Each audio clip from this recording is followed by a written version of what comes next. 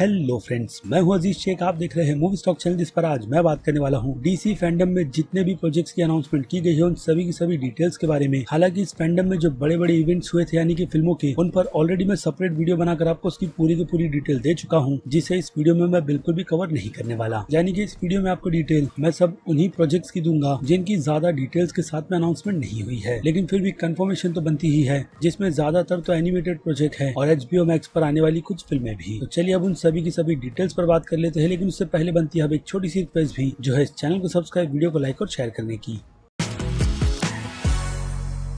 तो फ्रेंड्स, तो सबसे पहले इस पॉइंट पर आते हैं कि डीसी का फैंडम इवेंट एक्चुअल में हिट भी हुआ था या नहीं। कल तो कंफर्मेशन निकल कर आ गई है कि डीसी फैंडम इवेंट को टोटल 66 मिलियन व्यूज मिले हैं, यानी कि ये इवेंट डीसी वालों की नजरों में सक्सेस है। लेकिन सच में कहूँ तो फैंस की नजरों में बिल्कुल भी नहीं, क्योंकि इस इवेंट के चक्कर में कई सारी बेमतलब की चीजों की अनाउंसमेंट भी की गई है, जो की ऑब्वियसली ऐसे इवेंट्स में होते ही है। लेकिन साथ ही साथ कुछ अच्छे प्रोजेक्ट की अनाउंसमेंट भी की गई है और कई सारे बेमतलब के प्रोजेक्ट्स की भी। लेकिन अगर देखा जाए तो पुराने वाले डीसी फैंडम के इवेंट के व्यूज के मुकाबले में 66 मिलियंस के व्यूज मिलना बहुत ही बड़ी बात है, क्योंकि पुराने डीसी फैंडम के इवेंट को 22 मिलियंस के व्यू मिले थे और अभी का नंबर उससे कई गुना ज्यादा बड़ा है। लेकिन रिजल्ट मैंने आपके सामने रख दिया है, जिस पर आप भी एग्री करोगे कि ये इवेंट आपकी नजर में पास था या फिर फेल। क्योंकि अगर डीसी वालों को इस तरीके के इवेंट को रखना ही है तो उन्हें कई सारी प्रिपरेशन या फिर बहुत सारे प्रोजेक्ट्स के साथ आना चाहिए, जिसे सुनकर फैंस पूरी तरीके से पागल हो जाए। ठीक इसके डीसी फैंडम के पहले इवेंट की तरह, जिसके दूसरे इवेंट में इस बार व्यू तो ज्यादा थे, लेकिन अनाउंसमेंट के लिए उतने भी ज्यादा बेस्ट प्रोजेक्ट बिल्कुल भी नहीं। खैर, लेकिन जो भी हो, अपडेट देना मेरा काम है, इसलिए सीधे आते हैं पहले अपडेट पर, जो कि बैट गर्ल का प्रोजेक्ट है। और इस प्रोजेक्ट के एक और नए कास्टिंग की कंफर्मेशन कर दी गई है, जिनमें से पुराने दो नाम लीजिया ग्रेसिया जेके सिमंस हैं और नई कास्टिंग में नाम जेकब साइफियो का रखा गया है, जिन्हें हमने इसके पहले बैड बॉय 3 फिल्म में विलेन के रोल में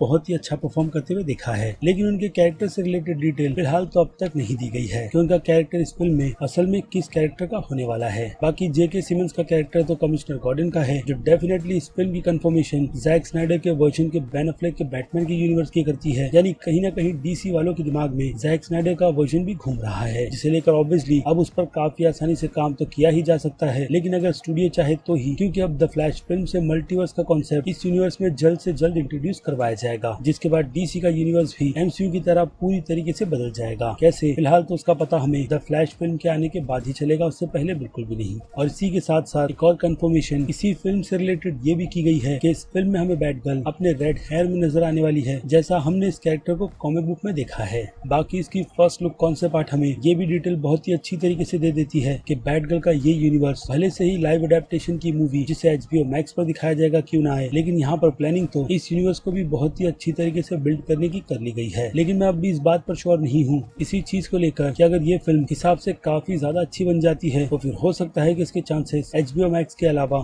थिएटर रिलीज के भी हो, लेकिन ये तो आगे की बात है, क्योंकि अभी के लिए तो कंफर्मेशन मेरे पास नहीं है। और ऐसी ही कंफर्मेशन ब्लू बीटल की फिल्म को लेकर भी दी गई है, यानी कि ये फिल्म भी HBO मैक्स के लिए बनाई जा रही है, जिसके फर्स्ट कॉन्सेप्ट आर्ट को रिवील कर इस बात की कंफर्मेशन दे दी गई है कि इस फिल्म में भी अगेन बजट की कोई कमी नहीं रखी जाएगी, जो कि ये कॉन्सेप्ट आर्ट प्रॉमिस भी कर रही है। बाकी अब देखना इंटरेस्टिंग ये भी होगा कि ब्लू बीटल के कैरेक्टर के रोल को अब डीसी के यूनिवर्स में या फिर कह लूं लाइव अडेप्टेशन में एक्सोलो मार्दुइना कैसे आगे लेकर जाते हैं। बाकी डीसी फैंडम के कुछ और छोटे मोटे अपडेट की बात करें तो पेनीवर्थ के सीजन 3 की कंफर्मेशन दे दी गई है, जिसे HBO मैक्स पर यह 2022 में रिलीज किया जाएगा। उसी के साथ साथ टाइटन्स के सीजन 4 को भी ग्रीन लाइट दे दी गई है और स्टेटस शॉक के आने वाली HBO मैक्स की फिल्म को भी, जिसमें राइटिंग का डिपार्टमेंट रैंडी मैककनन ने संभाला है, प्रोड्यूसर फिल्म के माइकल बी जॉर्डन है। बाकी स्टेटस शॉक के रोल के लिए अब तक कोई भी कास्टिंग कंफर्म नहीं की गई। इसके अलावा डीसी फैंडम में ये भी बात कंफर्म कर दी गई है कि डीसी वाले माइलस्टोन की एनिमेशन फिल्म पर भी काम कर रहे हैं, जिस फिल्म में हमें डीसी के काफी छोटे मोटे सुपर हीरोज का टीम अप दिखाया जाएगा। और इसके अलावा HBO मैक्स पर आने वाली डीसी की कॉमिक बुक की अलग ही सीरीज DMZ के भी फर्स्ट लुक को शेयर किया गया, जिसमें हमें रोजारियो डॉर्सन के कैरेक्टर की कंफर्मेशन मिलती है। बाकी अगर इस कॉमिक बुक की कहानी की बात करें तो मैं उसे काफी सिंपली आपको समझा देता हूँ कि इस सीरीज की कहानी एक ऐसे फ्यूचर के सिविल वॉर के एरा पर फोकस करती है, जिस कारण से मैनहट्टन के पूरे आइलैंड को ही डीमिलिटराइज्ड जोन करार कर दिया गया है। यानी कि यहाँ के रहने वाले लोग अपने ही अलग मुसीबतों में फंसे हुए हैं, जिनसे वो सब कैसे निकलेंगे, ये सीरीज उन्हीं पर फोकस करती है। यानी कि सीरीज का टॉपिक टॉपिक तो इंटरेस्टिंग है, लेट्स सी के टीजर आने के बाद ये सीरीज हमें इम्प्रेस करने में कामयाब होती भी है या नहीं।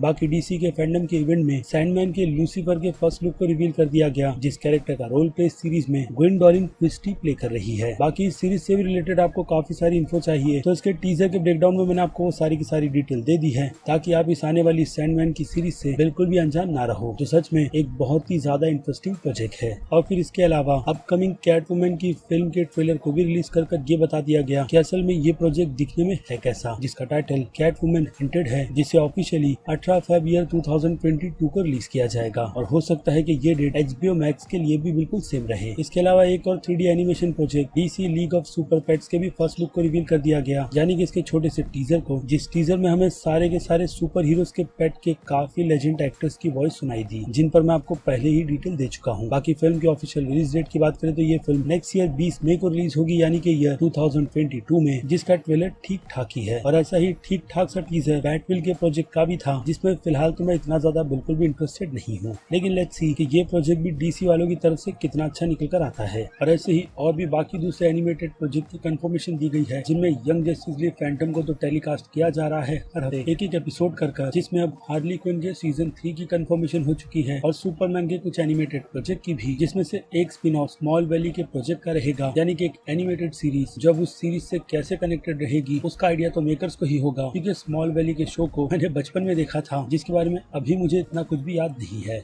इसलिए ये प्रोजेक्ट भी मेरे लिए नॉट इंटरेस्टेड है। ठीक फ्लैश के सीजन 8 की तरह, जिसकी कंटिन्यूटी बस मैंने स्टार्ट के 1-2 सीजन के बाद बिल्कुल ही बंद कर दी थी। बाकी अब डीसी के कुछ इंपॉर्टेंट अपडेट पर आ जाए तो पैटी जेंकिंस की तरफ से वंडर वुमन 3 फिल्म की कंफर्मेशन दे दी गई है कि वो इस फिल्म के प्रोजेक्ट पर काम कर रही है, जिसमें इस बार वो फैंस को तो बिल्कुल भी डिसअपॉइंट नहीं करना चाहती। और जैसे कि मैंने कहा, डीसी के इस फैंडम के इवेंट में ज्यादातर तो एनिमेटेड फिल्मों के ही प्रोजेक्ट छाए हुए थे, जिनमें से कई सारे टाइटल्स की भी अनाउंसमेंट की गई है, लेकिन अब बस टाइटल ही अनाउंस हुए हैं, फिल्मों के फर्स्ट लुक को बिल्कुल भी रिवील नहीं किया गया। यानी ये सारे के सारे प्रोजेक्ट अंडर प्रोडक्शन है, जिस पर और कोई अगर अपडेट निकल कर आएगी और खास करके कंटेंट काफी ज्यादा इंटरेस्टिंग रहेगा तो ही मैं उसे कवर करूंगा, वरना बिल्कुल भी नहीं। क्योंकि आप सभी की तरफ से ये रिक्वेस्ट बहुत बार की गई थी कि मैं डीसी के फैंडम के इवेंट की सारी डिटेल आपके सामने रखूं, जो कि अब इस वीडियो के चलते मैंने आपके सामने पूरी तरीके से कंप्लीट कर रख दी है। बाकी डीसी यूनिवर्स के बड़ी फिल्मों के प्रोजेक्ट्स के ट्रेलर के ब्रेकडाउन भी मैंने कर दिए हैं, जिन सभी को लेकर अब आपकी क्या राय है उस बारे में मुझे कमेंट करके जरूर बताइएगा। क्योंकि अब वक्त है वीडियो को यहीं पर खत्म करने का। मैं हूँ अजीज शेख, आप देख रहे थे मूवी स्टॉक चैनल, जिसे अगर आपने अभी तक सब्सक्राइब नहीं किया है तो सब्सक्राइब कर लीजिए और बगल में बने हुए इस बेल आइकन के साथ साथ नोटिफिकेशन को भी ऑल पर क्लिक कर दीजिएगा। बाकी मैं मिलूंगा जल्दी आपसे दूसरी किसी वीडियो में किसी और फिल्म या फिर किसी और सीरीज के टॉपिक पर बात करते हुए। तब तक के लिए आप मेरे चैनल के बाकी दूसरे वीडियोस को भी एंजॉय कीजिए और टिल देन